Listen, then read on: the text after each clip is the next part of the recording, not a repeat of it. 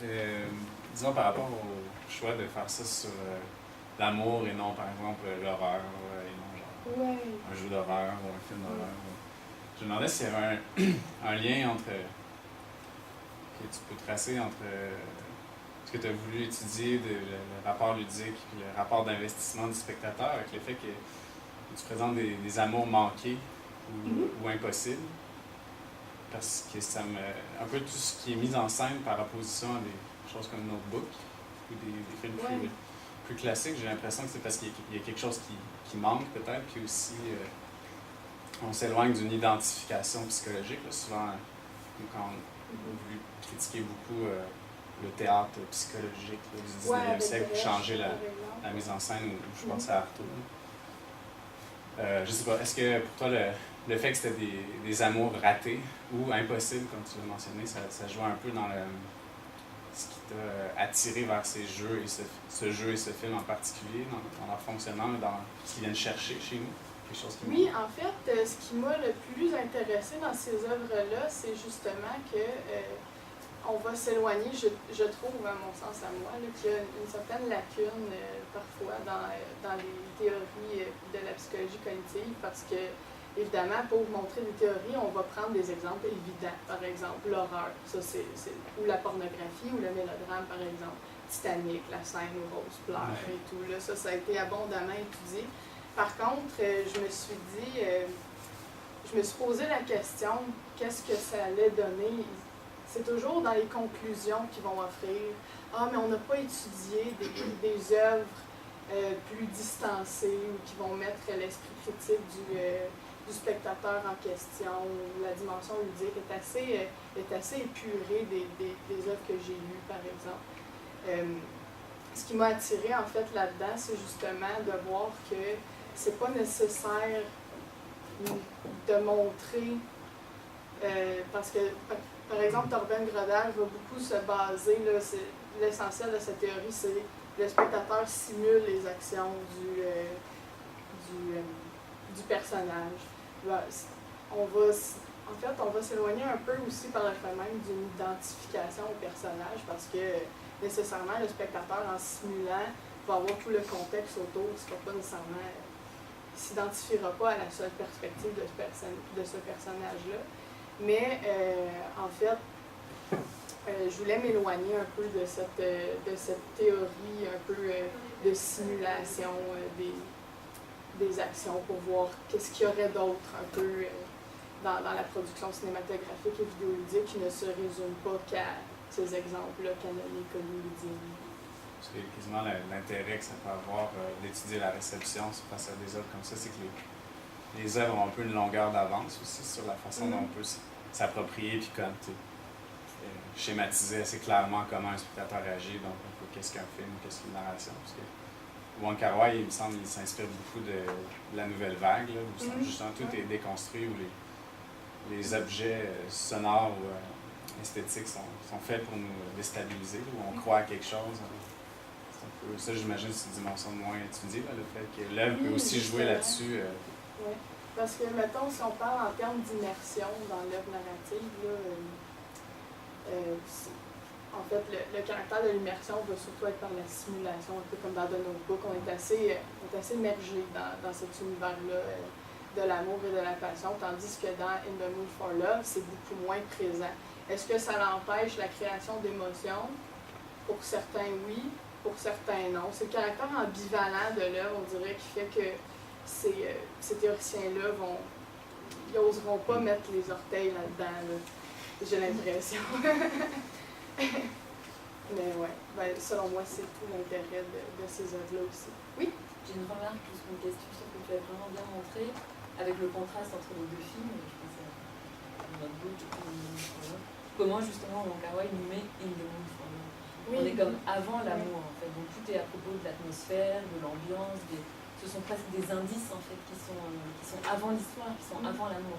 Vraiment pour ça que j'ai rien compris d'ailleurs à 2046, mais tu m'expliqueras ça. Peut-être qu'on est après l'histoire dans 2046, en tout cas. Tu m'expliqueras. Ce que je trouve intéressant, c'est que fondamentalement l'esthétique différente dans ces deux films, et c'est pas grave d'ailleurs, les deux esthétiques peuvent exister, puis on est très content que David Booth existe aussi. Mais fondamentalement, pour moi, la différence d'esthétique, elle est justement dans la représentation du temps. Dans The Notebook, il y a un simulacre de présent qui est sous-tendu par l'idée qu'on pourrait adhérer au présent. Que quand on vivrait, on serait effectivement dans le présent de ce qu'on est en train de vivre. Alors que toute l'esthétique de Wong Kar-wai, elle vise à montrer que justement, on n'est jamais dans le présent du présent qu'on est en train de vivre, c'est seulement après, enfin c'est très inspiré aussi des films de Duras, c'est seulement après, par la mémoire, qu'on croit savoir ce qu'il y a eu. Alors je trouve que c'est intéressant que, par rapport à tout ce que tu as dit sur l'expérience immersive, justement il y a une sorte de foi dans l'immersion, dans The Notebook, qui est absente, ou enfin qui est mise en perspective justement dans Oui.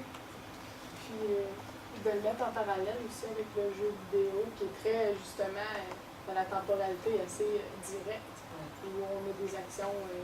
Quoi qu'il y a quand même, on l'a vu, là, étant donné qu'on actionne des trames narratives qui se situent un peu dans le passé, écrites au présent. En tout cas, il y a beaucoup d'ambiguïté au niveau de la temporalité versus spatiale. C'est vraiment des questions fascinantes que je n'ai pas pu malheureusement aborder avec vous dans ces 20 minutes. Non, mais je pense que tu l'as suggéré, on a effectivement l'impression qu'il s'est toujours déjà passé quelque chose. Oui. En fait, on a envie de jouer pour savoir ce qui s'est passé. Dans ce jeu-là, parce que, en fait, si on prend l'exemple d'autres jeux, par exemple, bon, ça vous dira peut-être rien, Mass Effect, j'ai même fait une belle petite diapo surprise. Dans Mass Effect, on incarne l'avatar, c'est l'avatar qui va vraiment entrer, c'est une des de potentiels d'action du jeu, va vraiment entrer, en fait, si tu veux, en relation avec un personnage. Mais c'est une relation que j'appelle machine distributrice, très orientée. On va mettre des scènes de gentillesse dans la machine jusqu'à ce que le sexe coule. Bon, c'est vraiment une métaphore douteuse, là, mais, mais la temporalité ici, elle se veut très, très, en fait, actuelle, là, si je peux m'exprimer comme ça. Tandis que dans Gone Home, en fait, c'est plutôt on va suivre une narration qui s'est déjà produite. Là, en train de se faire, à mon avis, il y a vraiment un problème de représentation aussi de la romance dans le jeu vidéo au niveau de cette temporalité-là. On dirait qu'il y a comme une incongruité entre le réalisme, puis, en fait, dans Mass Effect, on va faire des choix de conversation. Si tu fais les bons, le sexe va arriver. Si tu ne fais pas les bons, le sexe n'arrivera pas. Mais tu sais, on voit vraiment le sexe comme une finalité dans la relation amoureuse, puis ça pourrait être un sujet fascinant pour une autre étude. Mais ouais, c'est ça. C'était ma diapo surprise. Oui? Tout d'abord, je voulais te remercier pour la présentation parce qu'en fait, tout le cadre théorique, je ne suis pas nécessairement familière, mais je trouve ça très clair, donc on a une présentation. J'avais une question par rapport à la place que tu envisages dans ton projet ou le dialogue peut-être qui existe entre le corpus que tu crées et la perspective mélodramatique, comme tu mentionnais au départ, où, par exemple, il y a énormément d'éléments émotionnels qui doivent être sublimés par la mise en scène et tout. Donc, je voulais peut-être te lancer un peu sur cette trace-là. Oui. En fait, il y a aussi beaucoup une autre question qui est fascinante que je ne peux pas aborder encore dans ces 20 minutes, c'est toute la façon, nécessairement, les émotions qu'on va ressentir, par exemple, dans Titanic. Il y a nécessairement une valeur idéologique latente dans cette. Le fait qu'on va antagoniser certains personnages plutôt que d'autres. Il y a tout un rapport de valeur qui est omniprésent, mais que le spectateur va adhérer en quelque sorte en adhérant au récit. Mais que, c'est ça, on adhère, mais ce ne sera pas questionné. Par contre, je trouve qu'une esthétique moins transparente, comme dans The Mood for Love, avec tous les jeux temporels, vont être plus prompts à ce genre de questionnement-là sur idéologique. Et encore là, ça s'inscrit inévitablement dans un discours social aussi à ce niveau-là. C'est une autre avenue intéressante. Il y a beaucoup d'avenues. On est dans un carrefour giratoire d'avenues de recherche.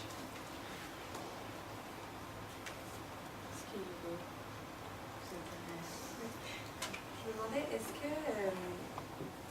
est-ce qu'il y a des gens aussi qui commencent à s'intéresser dans ce genre de champ-là aussi à la temporalité, de temporalité à la temporalité des séries télé? Je pense par rapport aussi à cette espèce de questionnement ou de jeu sur l'adhésion spectateur. Je pense à toute cette mouvance de Breaking Bad, de House of Cards, puis surtout avec Breaking Bad, je trouve que c'est tellement flagrant cette idée de quand est-ce qu'on se sépare. En tout cas pour moi c'est comme ça que je le lis, quand est-ce qu'on se sépare, quand est-ce qu'on arrête d'adhérer au personnage, puis ça joue sur le récit aussi, puis bon, c'est toute une question de valeur aussi, puis de moralité, mais est-ce qu'on commence à voir aussi comment est-ce que ce travail-là sur le temps se fait pas de la même façon que dans l'arc narratif, dans un film, que dans cette espèce de durée sur plusieurs années, finalement? Bien, encore là, les études cognitives,